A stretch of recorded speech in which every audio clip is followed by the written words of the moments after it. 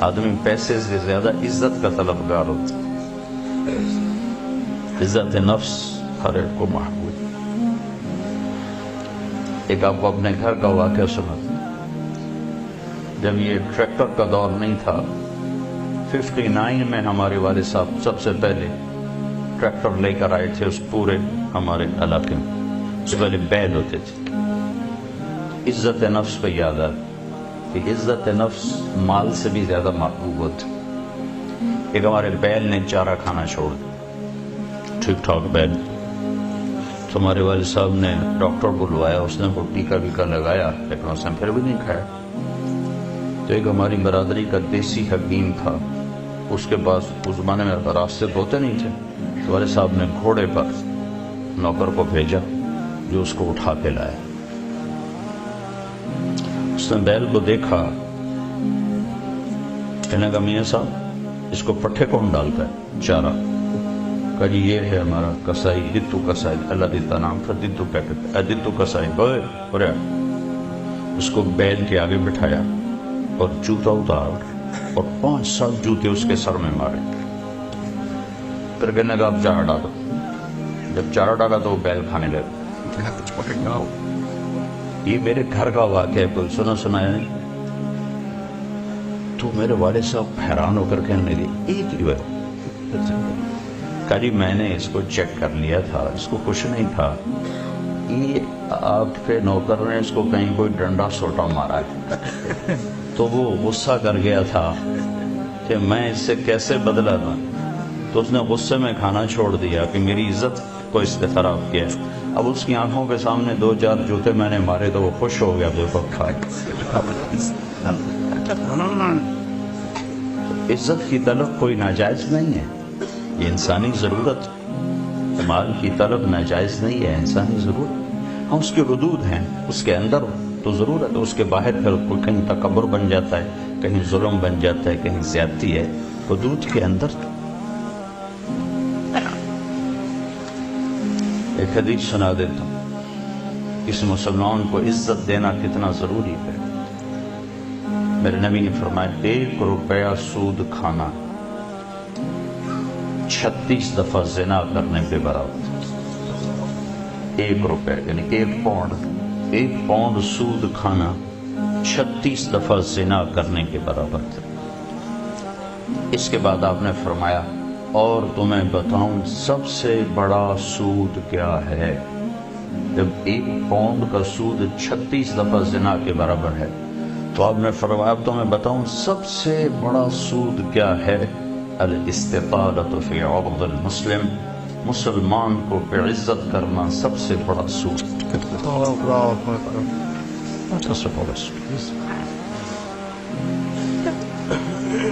تو نوکر آپ کو پروٹوکول دیں گے، خوشی ہوگی، جنت سے بڑھ کے خوشی ہوگی. تو نوکر چلے جائیں گے، پھر اللہ کا اشارہ ہوگا ٹک ٹک ٹک ٹک ٹک ٹک ٹک، دروازے کھلیں گے تو فرشتے آئیں گے. والملائکۃ یدخلون علیہم من کل باب. اب یہ کروڑوں کی تعداد میں آئیں گے، کہیں گے سلام علیکم سلام علیکم سلام علیکم. چاروں طرف سے جب سلام ٹھوکیں گے کہیں گے بھائی تم نورانی مخلوق ہمیں سلام کیوں کر رہے؟ کہیں گے بما صبر. وہ جو آپ نے لندن میں صبر کی زندگی گزاری، یہ اس کے بدلے میں ہمیں اللہ نے کہا جاؤ سلام کرے. غفلت کے دیس میں آپ نے بیدار ہو کے زندگی گزاری، اندھیر نگری میں آپ نے اللہ کو سامنے رکھ کے زندگی گزاری. جب چاروں طرف شراب اور زنا عام تھا، آپ نے اللہ سے ڈر کے زندگی گزاری. سلام سلام سلام. تو فرشتوں کے سلام ان کو ہوا میں اڑا دے گا. یہ میں پہلے دوبارہ کہہ رہا ہوں کہ عزت نفس، عزت کی طلب بہت بڑی طلب ہوتی ہے، مال سے بھی زیادہ، ڈگریوں سے بھی. تو فرشتوں کا سلام انہیں ہوا میں اڑا. فرشتے ابھی وہ اس سلام کا مزہ لے رہے ہوں گے کہ فرشتوں نے سلام. اور آئیڈیل ہوم بتا رہا ہوں، آئیڈیل ایک دم میرے رب کا عرش ایسے کھلے گا،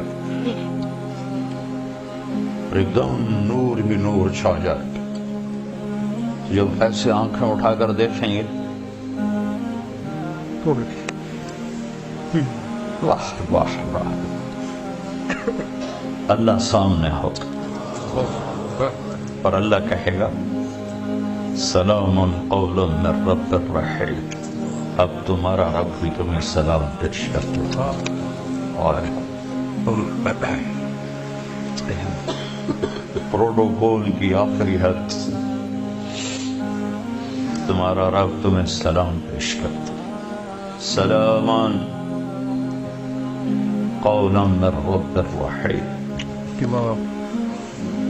رب رحیم، اے میرے بندو، اے میری بندیو جنہوں نے دنیا میں مجھ سے ڈر کے زندگی گزاری، میں تمہارا رب تمہیں سلام پیش کرتا ہوں اور تمہیں مرحبا کہتا ہوں، تمہیں ویلکم کرتا ہوں۔ پھر میرے نبی نے فرمایا اللہ ہر ایک کا نام لے کر حال پوچھے گا، ہر مرد عورت کا نام لے گا، نام لے کر گئے کیا حال ہے، ٹھیک ہے، کوئی تکلیف تو نہیں، کوئی حاجت تو نہیں، کوئی پریشانی تو نہیں۔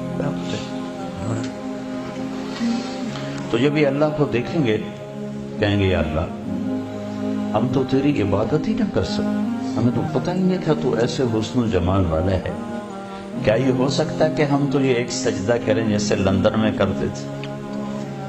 یہ وہی کہہ سکیں گے جو نماز پڑھتے تھے، جو نہیں پڑھتے وہ کیسے کہہ سکیں گے؟ کیا یہ ہو سکتا ہے کہ ہم تم ایک سجدہ کریں جیسے دنیا میں کرتے تھے؟ تو اللہ تعالیٰ فرمائیں گے میرے بندو اب پوزیشن بدل چکی ہو، حیثیت بدل چکی، حیثیت، پوزیشن، یا لبو کیسے کہ دنیا میں تم بندے تھے اور میں تمہارا مالک تھا، تم نوکر تھے اور میں مالک تھا، ٹھیک، تم ایمپلائی تھے، تمہاری زبان، تم میرے ملازم تھے اور میں تمہارا مالک تھا، تو تمہارے ذمے میری مان کے چلنا، میری عبادت کرنا، نمازیں پڑھنا، روزے رکھنا تمہارے ذمے تھا۔ اب جنت میں آج کی حیثیت بدل گئی ہے، اب تم مہمان ہو اور میں تمہارا میزبان۔ کیا ہوسٹ کہتے ہیں میزبان کو؟ تو اب تم میرے لیے مہمان ہو، میں تمہارا ہوسٹ ہوں، اور مہمان کو تکلیف نہیں دی جاتی، مہمان کو بٹھا کے کھلایا جاتا ہے، جاؤ کلو واشربو، کھاؤ پیو، ہنیئا، ہنیئا کا کیا مطلب ہے؟ کھاؤ، ہر لقمے کی لذت پہلے سے زیادہ پاؤ، کھاؤ، کھانے کے بعد پخانا کوئی نہیں، پیو، ہر گھونٹ کی لذت پہلے سے زیادہ پاؤ، پیو، پینے کے بعد پیشاب کوئی، بیماری کوئی۔ پینے پلانے کی بھی 3 محفلیں قرآن نے بتائیں کہ یہاں شراب نہ پیو، آپ کے یہاں عام ہے، اس لیے ہر دفعہ میں بتاتا ہوں کہ اللہ کرے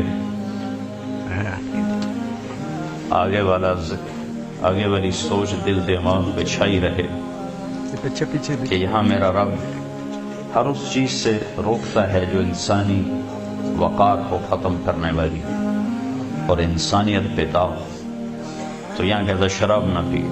آگے کیا ہوگا کہ وہاں تمہیں 3 مجلسیں دیکھنے کو ملیں گی، 3، ایک کون سی ہے؟ ان الابرار یشربون من کاس کان مزاجها کافورا، وہاں دیکھو گے نیک بندے بندیاں خود اپنے ہاتھوں سے ڈال کے پی رہے ہوں گے۔ یہ جنت کا سب سے چھوٹا درجہ ہے، کیسے ڈالیں گے پیئیں گے، ڈالیں گے پیئیں گے۔ ایک درجہ اس سے اوپر ہے VIP، وہاں کیا ہے؟ وَيُسْقَوْنَ فِيهَا كَأْسًا كَانَ مِزَاجُهَا زَنْجَبِيلًا، وہاں ان کو خدام پلا رہے ہوں، سرونٹس، نوکر، فرشتے نوکر ڈال کے پیش کریں اور سامنے حاضر کریں، یہ لیجو، یہ لیجو، یہ لیجو، یہ لیجو۔ ایک VVIPs ہوگا، سب سے اوپر کا درجہ، وہاں کیا ہوگا؟ وہاں ہوگا وَسَقَاهُمْ رَبُّهُمْ شَرَابًا طَهُورًا، اوئے ہوئے ہوئے، وہاں اللہ خود پلا رہا، اللہ خود پلا۔